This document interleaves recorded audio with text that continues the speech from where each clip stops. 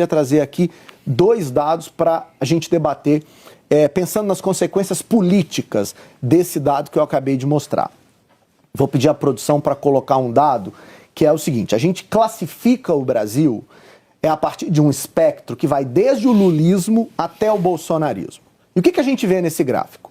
Há 19% de eleitores que se autodeclaram lulistas, 14% que se autodeclaram de esquerda, mas não lulistas, 30% que dizem eu não estou em lugar nenhum nessa escala que vai do lulismo ao bolsonarismo, é o centro, vamos dizer assim, 20% é a direita não bolsonarista e apenas 13% é o bolsonarismo. Por que esse dado é, para mim, o dado do ponto de vista da estratégia política, o mais relevante para a gente pensar o que vem pela frente?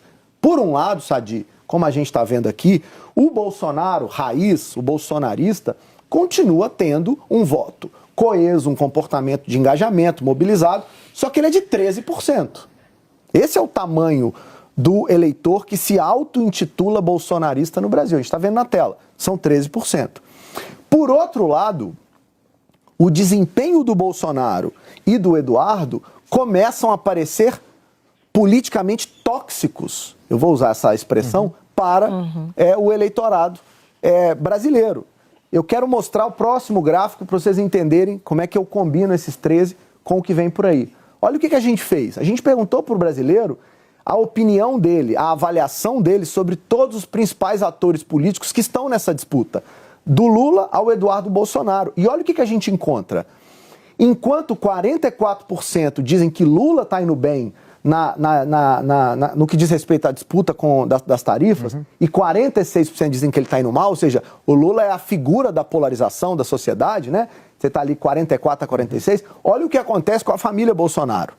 55% dizem que o ex-presidente Jair Bolsonaro e o seu filho Eduardo Bolsonaro estão indo mal, estão tendo um desempenho ruim, contra apenas 24%, ou seja, um pouco mais do que os 13% que são a base do bolsonarismo. O que esse gráfico mostra, então? Primeira conclusão, que Lula está conseguindo se destacar destes dois, do clã Bolsonaro, né? E a distância fica muito grande. Agora, quem começa a pagar um preço pelas posições tomadas até aqui? Os governadores de direita, os governadores que se colocaram até aqui fielmente ligados ao Bolsonaro. Tarcísio de Freitas, 35% dizendo que ele vai mal, contra 24% que dizem que ele vai bem. No caso do Ratinho, é 30% negativo contra 19% positivo. No caso do Caiado, 31% a 16%.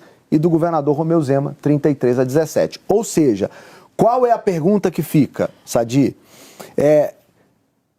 Como é que a direita, a oposição, que no fundo vai disputar a eleição, né? Porque Sim. O Bolsonaro está inelegível, como é que a direita vai se comportar diante deste paradoxo?